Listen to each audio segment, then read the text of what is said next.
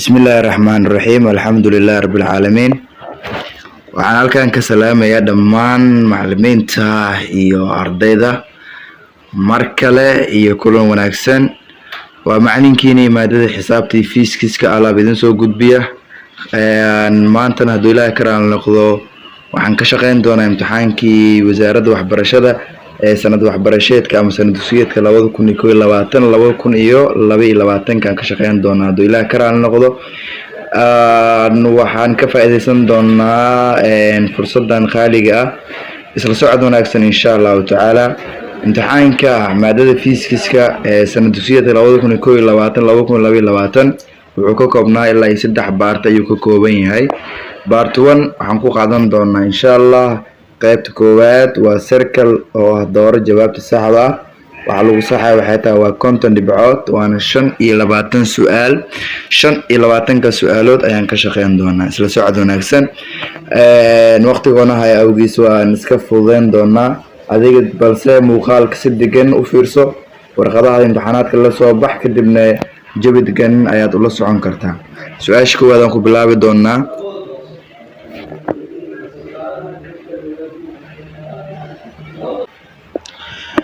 su'aasha koowaad marka for a periodic motion socodka kalka the time taken waqtiga uu qaato to make si loo sameeyo one complete cycle hal wareeg oo dhameystiran iskoolad waxaa loo yaqaanaa a waxaa lagu siiyey frequency rakaad b waxaa lagu siiyey period kal c waxaa lagu siiyey amplitude oo ah qotinta iyo d waxaa lagu siiyey angular frequency oo rakaad xagleed haddaba jawaabta saxda ah waxay noqonaysaa b oo ah period sababtoo ah period markaan qeexin waxaa leenahay what is a period am define period waxay leedahay periodku waa the time taken waqti uu qaato to make si loo sameeyo one complete cycle hal wareeg oo dhameystiran waayahay su-aasha labaad aan aragna iyadana if lagu dhaha haddii xasan ninka lagu magacaabo transport u dhowfiyey ama u gudbiyey simple pendulum walhade fudud to the moon qaybta sare ee dayaxa then kadib the time period wuxuu noqonayaa a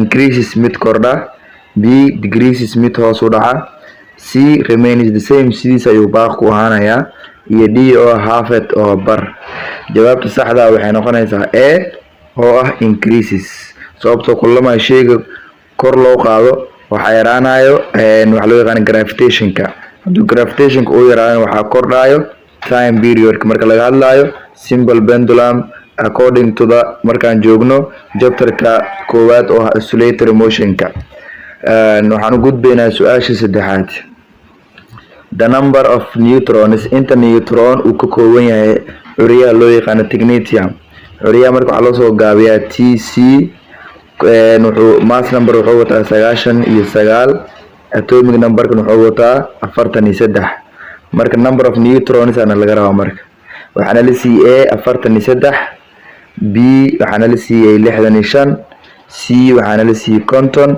iyo d waxaana la siiyay 56 hadda waxaan laga number of neutrons marka waxaa lagu helaa mass number oo laga jaray atomic number waxaad kala jaraysaa 99 iyo 43 waxay noo soo baxays marka kala jarno 50 iyo 6 jawaabta saxda waxay noqonaysaa d oo ah 56 neutron number saa ku soo yeesho waxaad kala jaraysaa mass numberka oo ah 99 iyo atomic numberka oo ah 43 mass numberka wuxuu ka kooban yahay number of protons iyo neutrons la isku daray atomic numberka wuxuu ka kooban yahay number of protons marka labada proton oo 43 ah ayaad waxaad ka jaraysaa 99 oo ah proton iyo neutron la isku daray waxaa noo soo baxaysa 56 saas waxay ku noqonaysaa number of neutrons ku dhex jira elementigaasi su-aasha afraad ayadana aan aragno the process qaabka by which so heavy unstable nucleus aan deganayn oo aad u culus splits marka uu kala daato into two labo or ama more wax ka badan oo smaller nucleus yaryar marka uu kala baxo a waxaa loo yaqaanaa haraankaas waxaa loo yaqaanaa nuclear fission b nuclear fusion c reactor iyo d oo activation jawaab saxda waxay noqonaysaa a oo ah nuclear fusion sababtoo markaa joogno chapterka nuclear physics waxaan ku qaadanaa waxa loo yaqaan nuclear reactions marka leena nuclear reactionska laba loo qeybiyaa waa nuclear fission iyo fusion. Fusion marka waxaa lagu qeexaa waa the process by heavy nucleus uu ku kala daato waa culus markay u kala daato atomiyo yaryar ayaa waxaa loo yaqaanaa nuclear fission. su-aasha shanaad aan aragno ayadana an electron ayaa traveling wuxuu ku socday speed xawaare 4 times 10 power 7 waa halkaasi meter per second. hadda waxaa laga rabaa de Broglie's wavelength kana laga rabaa use anagoo isticmaaleyno Planck's constant waxaa u qaadataa 6.63 times 10 power minus 34 joule second. mass of electron waxaa u qaadataa 9.1 times 10 power negative 31 kilogram. hadda waxaana lisii afar jawaabood. afarta jawaab marka bida saxdaasi aan soo ogaano waxaan tagi doonaa dulaha kana noqdo meel banaan kadibna waan soo xalin doonaa. waxaa leenahay marka waxaana la diray wavelengths kana laga rabaa. wavelengths marka waxaa lagu helaa Planck's constant oo loo qaato xarafka h oo loo qeybshay waxaan qaybinaynaa mass oo lagu dhuftay speedka velocity-ga. marka intaas soo xalinaysaa Planck's constant waxaa lagu siiyay 6.63 times 10 power negative 34 waxaad u qaybinaysaa hooseeyaha marka hore isku dhufanaysaa mass numberka waxaa lagu siiyay 9.1 times 10 power negative 31 waxaad ku dhufanaysaa speedka waa 4 times 10 power 7 hooseeyaha marka isku labadooda isku dhufato waxaa ku soo bixi doona tiro la eg 3.64 times 10 power negative 23 ku soo bixi doono. waxaad u qaybinaysaa marka hore waxaad gelinaysaa tirada Planck's constant h oo ah 6.63 times 10 power negative 34 waxaad u qaybinaysaa 3.64 times 10 power negative 23. qaybta marka hoose negative waad ka reebaysaa markay tahay qayb markay tahay tirada hoose calaamad negative waa laga reebaa. waxay noo soo bixi doonto afarta jawaab mid kamid ah inoo soo bixi doonto waxay noo soo baxay 1.82 times 10 power negative 11. jawaabaad ku soo laabanaysaa. jawaab saxda ah waxay noqonaysaa D oo ah 1.8 times 10 power negative 11 meter. su-aasha lixaad aan aragno the process qaabka ama hanaanka by which kaasoo electronada are emitted from laga soo daayo the surface-ka oogada of metal birta kasoo baxa when marka electromagnetic radiation shucaac kaafal oo ah birlabdanameed lagu sii daayo. habkaas falls on it markuu ku dul dhaco qaabka electronada lagu soo daayo birta ayaa waxaa loo yaqaanaa A waxaa lagu siiyay photon, B waxaa lagu siiyay photoelectric effect, C waxaa lagu siiyay photocell, D waxaa lagu siiyay photovoltaic. jawaabta saxda warka waa B oo ah photoelectric effect. sababtoo ah photoelectric effect markaa qeexan waxaa leenahay photoelectric effectigu waa processka qaabkaas oo electronada lagu soo daayo birta marka electromagnetic radiation uu ku dul dhaco. su-aasha toddobaad electronic circuit maayada korontada wareegta deals with markay la xiriirta flow qulqulka of electric charge socod.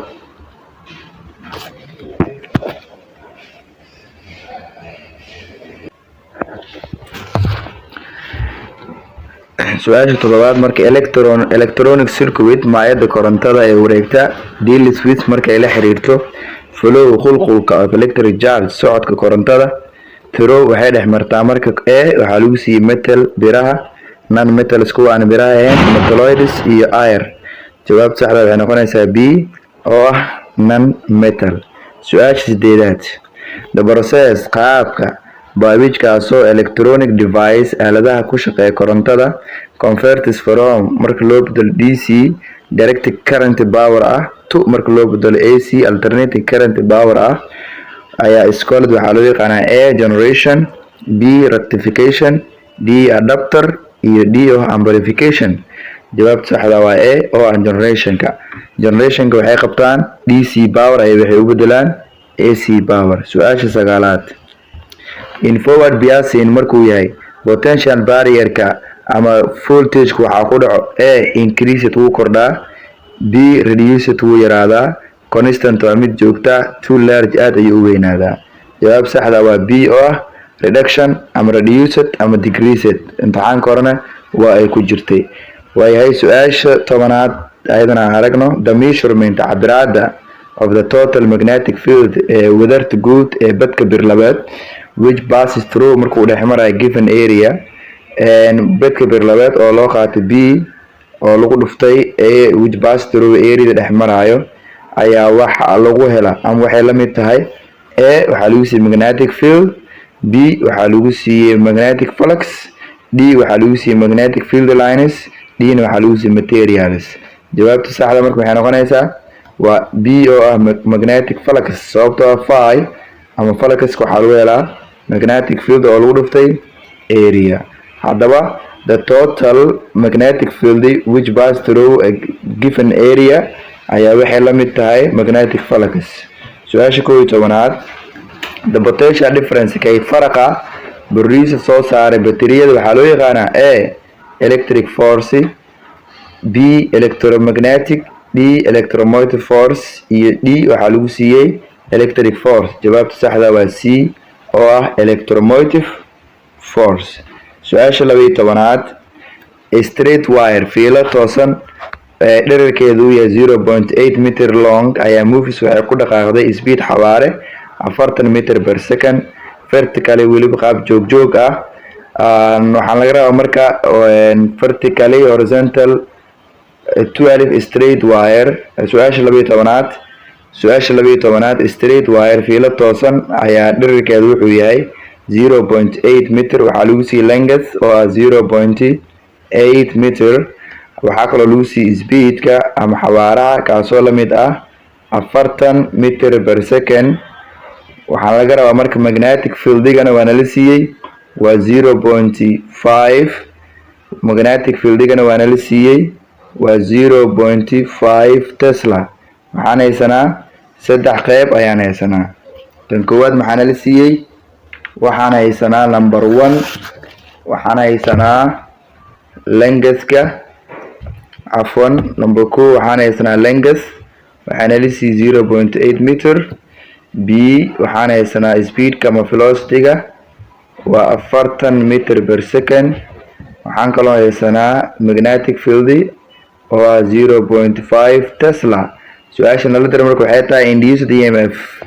emf-ka marka maxaa lagu helaa saddexda isku dhufanaynaa bas b times l times v. saddexda marka isku dhufano waxay noo soo baxayso waxaa loo yaqaano induced emf-ka waxay noo soo baxayo 16 volt. afartaada jawaab soo laabanaysaa. jawaab saxda waxay noqonaysaa c oo ah 16 volt ama 16 volt. su-aasha 13aad the source ilaha laga hela dc power ama direct current-ga waxaa laga helaa bateriyada ayaa soo saara maya generatorska motorada ama saan qoraxda ama air hawada. dc source ilaha laga hela dc-ga waa oo ah batteries bateriyada ayaa laga helaa. su-aasha 14aad machine aaladaha ama qalabka that converters ka soo bedela mechanical energy tamar walaxeed u bedela electrical energy tamar koronteed ayaa waxaa loo yaqaan inductor saaqsiin, waxaa loo yaqaan motor ama electric generator ama oscillators. jawaabta saxda waa c oo ah electric generators. sababta electric generators waxay sameeyaan waxay convert gareen mechanical energy ay waxay u bedelaan electrical energy. su-aasha 15aad in order to produce loo soo saaro white light midabka cadaanka ah from loogu soo saaro dispersed colored midabada kala yaacay ama kala firdhismay use waxaan isticmaalanahay a dispersion, b recombination, c colors iyo d pigment. jawaab saxda waa recombination. markii 7 colorska oo roig bifta dib iskugu aruuraan ama dib isku qabsadaan si ay u sameeyaan white light ayaa waxaa loo yaqaanaa recombination. su-aasha 16aad when markay white light midab cadaan ah midabka cadaanka is incidency on blue object haddii shay blue ah incident lagu toosiya the objectiga wuxuu u muuqanayaa a mid green cagaar ah, wuxuu noqonayaa mid blue ah ama mid red gaduud ah ama mid yellow ah. jawaab saxda waa b oo ah blue. sababta shay objective midabkiisa uu yahay haddii light lagu iftiimiyo white light isla shaygaas waxaa kasoo muuqanaya isla midabka asaga uu wato. hadduu blue object uu yahay white light wuxuu ku kooban yahay midabada uu ka kooban yahay midka buluuga ah ayuu kasoo muuqanayaa objectigaasi. su-aasha 17aad to detect si loo ogaado original diamond iyo fake diamond. diamondka fake ah ama diamond originalka asalka ah ama midka fake ah si loo ogaado waxaa la isticmaalaa a infrared radiation, b ultraviolet radiation, c radio wave iyo d oo microwave. jawaabta saxda waa b oo ah ultraviolet radiation ayaa loo ogaadaa si original diamond iyo fake diamond loo kala saaro. su-aasha 18aad capacitor madaxiye ayaa is connected to waxaa lagu xiriiriyey 120 volt 60 hertz kaasoo frequency-giisu uu yahay 60 hertz. if it is capacitor hadii madaxiyaha uu yahay 20 microfarad the capacitive reactance-gana laga rabo 40 jawaabana la siiyey. tan oo kale waxay u baahan tahay inaan meel banaan tagno kadibna aan soo shaqeysano. kow waxaan haysanaa voltana la siiyey ama voltage, waxaan haysanaa voltage waxaan haysanaa 120 volt. waxaan kaloo la siiyey frequency oo ah 60 hertz. waxaan kaloo haysanaa waxa loo yaqaan capacitor ama capacitance oo 20 microfarad. waxaan laga rabaa capacitive reactance oo loo qaato xc. tanana laga rabaa marka maxaa lagu helaa capacitive reactance waxaa lagu helaa hal loo qeybshay 2 by lagu dhuftay frequency lagu dhuftay capacitor. qaacidana isticmaalaysaa marka intaas aad isku soo qaybiso aad hooseeya isku wada dhufato 2 waxaa ku dhufanaysaa 3.14 kii bayda ay wadato kadib frequency-ga 60 hertz. capacitor-kana waa microgan soo bedelaysaa waxaa leedahay times 10 power minus 6 waxaa leedahay 20 waa 20 lagu dhuftay 10 ku jibaara minus 6 microda waxaa u dhigantaa waa power minus 6 kaas ayaad qaadanaysaa. kadibna waxay noo soo bixi doonto jawaabta saxda inoo soo bixi doonto marka inta isku qaybin waxay noqonaysaa a oo ah 1.33 times 10 power 2 ohm. halkaas waa ohm. ohm calaamadaas ayaa loo qaataa. ohm qaabkaas ayaa loo qoraa calaamad ahaan saas ayay u taagan tahay. waxaan ka leenahay su-aasha 19aad ee imtixaankeena the reflection of sound codka soo laabta ayaa iskoolada waxaa loo yaqaanaa air reverberation codka tirada badan, refraction oo ah khaloocsan, diffraction gadaalka bah iyo echo dayaan. jawaab saxda waa d oo ah echo ayaa loo yaqaanaa dayaan. su-aasha 20aad frequency range codka qiyaaska rakaadka oo fiirna ay maqli karaan humans bini'aadamka codka ay maqli karaan frequency ay maqli karaan wuxuu u dhaxeeyaa 30 ilaa 30 hertz 40 ilaa 50 hertz 20 ilaa 20 hertz 50 ilaa 50 kilohertz. jawaabta saxda waxay noqonaysaa c oo bini'aadamka waxay maqli karaan 20 hertz ilaa 20,000 oo hertz ah. halkan waa kilona waxaa u dhigantaa saan kusoo sheegnay waa 1000 waay. marka 20 kaas waxaa ku daraysaa 1000 waxay noqonaysaa 20,000 oo hertz. marka bini'aadamka frequency uu maqli karo waa 20 hertz ilaa 20,000 oo hertz. su-aasha 21aad which mirror muraayadee can produce soo saarta an erect image oo maag taagan with magnification kiisu la mid yahay 1. haddaba muraayadaas waxaa loo yaqaanaa b oo ah plane mirror. plane mirror magnification keedu waa equal to 1. su-aasha 22aad if haddii the angle of reflection xagasha noqodka ay tahay 30 degree then maxay noqonaysaa angle of incidence. waxaan haysanaa angle of reflection waxaana la siiyey 30 degree waxaana la angle of incidence. saa hore u naqaanayna laws of reflection wuxuu ahaa angle of reflection is equal to angle of incidence. marka haddii angle of reflection ku yahay 30 degree angle of incidence wuxuu noqonayaa 30 degree. jawaab saxda waa d oo ah 30 degree. su-aasha 23aad if haddii the image humaaga format ay samayso by a lens bikaacadaasina imagekeeda had iyo jeer uu yahay diminished mid yar oo erect taagan. haddaba waa noocaas lenskaas bikaacadaas waxay tahay a concave lens miya mise waa convex lens mise bioconvex lens ama plano convex lens. jawaab saxda waxay noqonaysaa a oo ah concave lens. haddii lenska bikaacada image ay soo saarto hadii jeer uu yahay mid diminished oo erect ah waxaa loo yaqaanaa concave lens. su-aasha 24aad which of the following kuwa soo socda keebaa ah source ilaha laga helo light-ka ilayska. A mountain buuraha, wall derbiyada, insect cayaanada iyo sun qoraxda.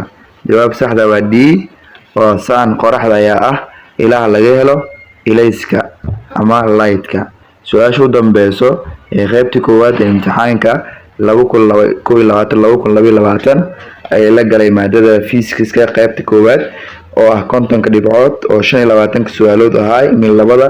su-aasha u dambeyso waxaana leedahay sound wave cod hirka codka ama jabaqda ayaa wuxuu leeyahay frequency rakaad wuxuu soo saaray. waxaana la siiyay frequency oo 200 Hz iyo waxaana la siiyay v ama speed ama velocity oo 400 Hz. waxaana laga wavelength marka sida caadiga waxaa lagu helaa speedka oo loo qeybay frequency-ga. speedka marka waxaan haysanaa 400 ayaa waxaan u qaybinaynaa frequency-ga oo 200 haddii 4 laba loo qeyb waxaa noo soo baxaysa 2. haddaba jawaab saxda waa C oo ah 2 meter. wavelength-ka ama irbaac wuxuu noqonayaa 2 meter. intaas ayaan kusoo gabagabaynaynaa insha Allah qaybtii koowaad ee imtixaanka ee maadada physics-ka. laba qayb ayaa noo dhiman part 2 oo ah margin-ka ama isku aadinta iyo part 3 oo ahay structured questions su'aalaha tooska ah. waxaan filayaa in ardayda ay wax badan ay ka faa'iideen oo ay ka kororso doonaan insha Allah. saan hore u sheegnay imtixaanaadka aad ay isugu dhow yihiin. kullama muraajacadaada oo aad la socoto kullama imtixaanka uu ku fududaado.